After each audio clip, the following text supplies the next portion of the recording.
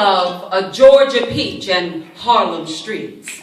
I'm made of backyards with big porches and projects with fire escapes, of Southern innocence and Northern decadence, of African, Caribbean, and French Blackfoot Native American, of superstitious Christianity and agnostic Buddhism, of quiet reflection and salsa with Mary Makeba, of devotion with long suffering and philandering with gambling, of flowers and architecture, of quiet stoicism and charming whimsy, of refinement and confinement, of Elizabethan regalia and African garb.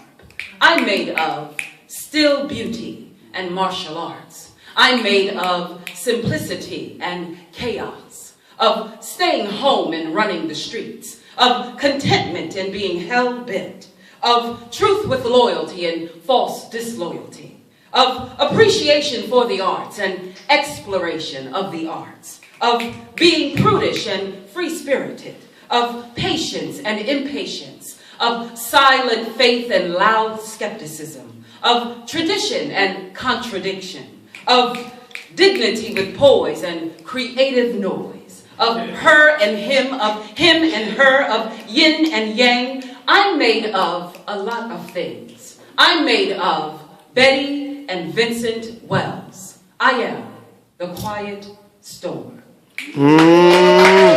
Fire.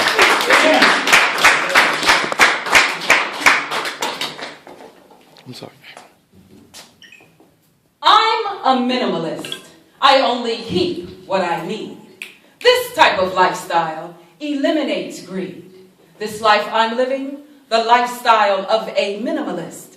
I'm always examining things and whether I should keep this. I've been this way for quite some time now. I always think, will this thing give me peace, and how?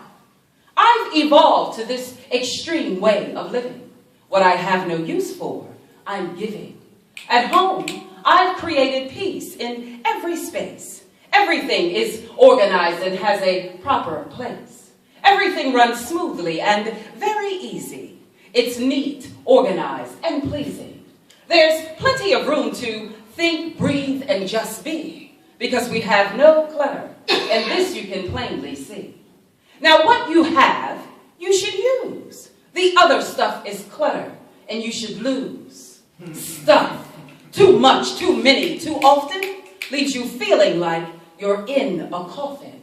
Streamline, downsize, minimize. Don't try to die to overbuy. All that stuff, you need to let go, so your soul and thoughts can flow. The goal is to live your life very simply, and not to overconsume. You see, I've discovered the more you know, the less you need.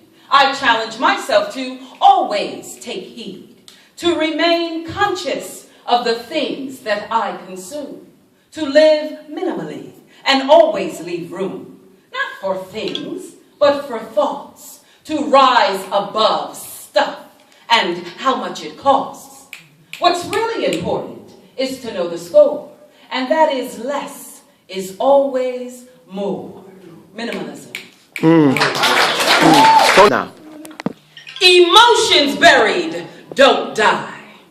Believe me, y'all, I've tried. They grow and fester inside, choking your step and stride, because you've denied how you feel inside. You thought they subside, this emotional ride, creating the great divide, crushing your pride. Your growth and strive is to survive the great lie that what's inside will stay inside. I've implied you can't hide, be strong and decide. You've got to provide a place to abide other than inside. I've cried blurry-eyed, trying to hide from what's inside. Emotions buried don't die. They become buried alive. They also multiply if you don't supply an outlet to fly high, bidding them goodbye from your mind's eye. I've always been an emotional recluse, got my neck in a self-inflicted noose. For too long I've made the excuse. Why say anything? What's the use? Now the stranglehold has been induced. I've become unrecognizably abstruse. Living like this will send you to an early grave. I thought keeping things in showed that I was brave. Emotions buried don't die. Believe me, y'all, I've tried. They grow and fester inside, choking your step and stride, causing death while you're still alive. Emotions buried don't die. Tonie Sheeley. Ladies and gentlemen, the phenomenal Tonie Sheeley. This is my second go round with locking my hair up. I wrote a poem about that. Finally done. Had my stylist cut off my locks. Removed now from my self-imposed mental block. It's not the religion or spiritual mindset of Rastas that I knock. Men love dance hall, roots, reggae, and lovers rock. My perception was clouded with my own imprisoned locked box, thinking, I can't quote them, the dread community be shocked. I went down this road for several reasons I will confirm. Turned to an afro back then, hair falling out because of perms. It's always been very soft and light, coming out easily from stress or fright. Never been good at doing my hair, how to wear it, or its proper care. I did what most black folks do, had it relaxed, never satisfied with it or how it would turn back. Just gave up on trying to control how it should be. My attitude like Don King, let my hair wear me. Had all those chemicals cut out, my natural texture and curl began to sprout. I rocked this fro for a number of years. I wanted a change, not because of fears. Always admired the look of dreads, how long they would grow and spread, looking like huge bolts of weaved thread, grow naturally rising up like baked bread, displayed beautifully on top of our heads. Much respect to reggae, culture, music, and such. All the growth, the weight, it became too much. I've worn my locks now for over 8 years, had them cut and styled. Yes, I shed some tears, seeing them fall into my lap with a snap of large shears. A couple of snips, my beautiful locks have all but disappeared. I'm a free spirit, no particular hairstyle do I adhere. I'm not making a political statement, heck. I just wanted to get that stuff off my neck. There's also the issue of weight, the range of problems that creates. Walking and holding my head all wrong, neck out of alignment, no longer strong. Cutting them off couldn't be prolonged. Sleeping became a problem with them too. Braiding or spreading them out, disturbing my night through. My husband saying there are 3 beings in here, not 2. These ropes, your locks, what are you all gonna do? I need a pillow for my head too. It's all been a process of growth. Having a fro, dreads, both. Lots of energy and effort put into my hair. My next step, I'm sure I'll go bald, bare. Gonna show the world the shape of my head, revealing what's inside, what I've read.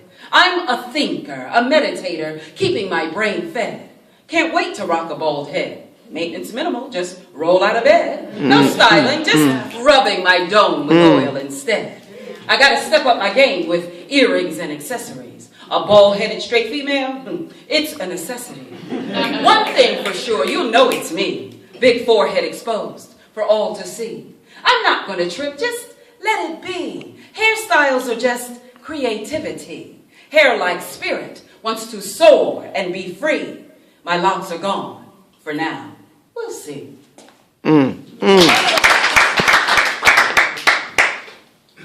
Recently escaped from being depressed. Words, thoughts, feelings repressed. Inadequacy, insecurity, behest. My mind totally possessed. No visit to a psychiatrist, haven't been assessed. Maintained appearances, no one would have guessed. Back and forth, different doctors, tests. The culprit, infertility, stressed. Wanting to be a mommy, never addressed. My husband would have been a good day, the best. I still choke up sometimes in my chest. feelings pushed back under arrest. I let them flow now, expressed, confessing by my own request. Happier now, but wow, what a test. Why aren't we parents? I used to guess. God is in control. In this I must rest. Moving forward on my path with zest, firmly fixed, I must not transgress. Happiness and contentment I now ingest. I'm no longer depressed. I'm blessed. Walking through my life with finesse. Peace as my armor, my crest. Wearing strength and appreciation as my vest. I found myself again. This was my quest. 7 years of feelings put into a poem compressed. Written for self and husband, not to impress. Bowing down daily, facing east, not west. Cradled and embraced by the Creator in God's nest. At one time I was depressed, I confess. Flying high under God's direction, no less. Have I found the answer? Yes. Submission and maintaining righteousness. Don't stop. Don't stop. It's the rare person who knows when to speak. Rare indeed and quite unique. Requiring oratory technique. I see the movement of your mouth, teeth, and chin. I hear a bunch of noise, but you ain't saying nothing. Your talk is nothing but words and spit. A bunch of thoughts you've gathered to fit. You talk too much, but you ain't saying shit. Void of any substance or wit. Not knowing when to shut up and quit. Unraveling the silence like a sweater's knit. Can you even hear yourself, you dim wit? Do people tend to fidget and look away when you talk? Does it look like they'll just take flight or just walk? Your level of conversing must be improved. Nonsensical rhetoric and empty words removed. You're totally unaware of your listeners' nonverbal cues. You can't even see that they're starting to snooze. That's a sign that you talk too much. Are you really that out of touch? Have something relevant to say or keep your big mouth shut. Because what you're saying smells like it's coming from your butt. Disgusting and stupid like a slut. In a spoonerism rut. Your mouth you need to shut. What? Practice thinking first before you speak. Before the putrid garbage starts to leak. Leaving whoever's in its wake weak, unsurprisingly oblique. Speech should be used sparingly. It's a form of art. Careful about the message you're trying to impart. Instead of filling the air with a stealth exploding fart. Use your words to change and transform. Not to stir up some gibberish storm. Talking and saying nothing at all.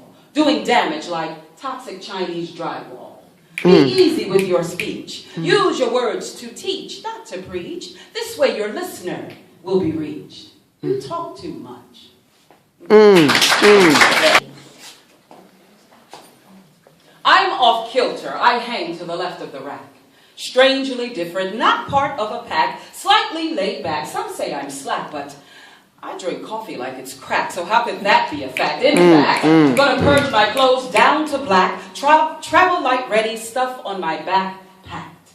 It's easy for me to shed excess stuff, but this excess weight seems all I do is inflate like the tax rate speeding on accelerate down the interstate, my figure eight. This self-loathing I hate. I'm more than my body or my size. Though I've contributed to its growth with fries, reprise, I'm more than my body or my size. This extra flesh I carry is my disguise. Under this bodysuit lies the prize, not my big thighs, not even my brown eyes. It's that I'm wise, and I know that I'll rise because under the guise of my big girl size, surprise, there's growth. Not just in body, you see. I had an epiphany. That in order to be free, I must face what's inside of me. And what I found is greatness. I can no longer suppress. I had it under arrest, but now I acquiesce. I'm stepping fully into me. Growing in spirit like a sequoia tree. Delving deep like the Arabian Sea. I've found my voice. voice, you see. It's poetry. Can't write a haiku, a sestina, a limerick, or any of those parts. But when I write from my heart. Because that's the part that you can impart in order to connect to someone else's heart. Words are art. And I'm glad to be a part of this form of art called poetry. It's been a healing for me. My strength has been seized, my spirit appeased. Feels like I'm flying on a trapeze when I step on the stage to read. I'm emerging and rising up. It runneth over my cup. And now, I just can't shut up. But what I know for sure is that writing has been my cure. For everything I've had bottled up, popped my cork, pouring into your cup, truth and nourishment from my gut, I'm finally speaking up. A transformation I've undergone. Rising daily for Salat at dawn. Rising up to meet life head on. Rising up like fresh organic bread. No preservatives, thoroughly bred. Rising up, speaking words unsaid. Brought to life the words in my head.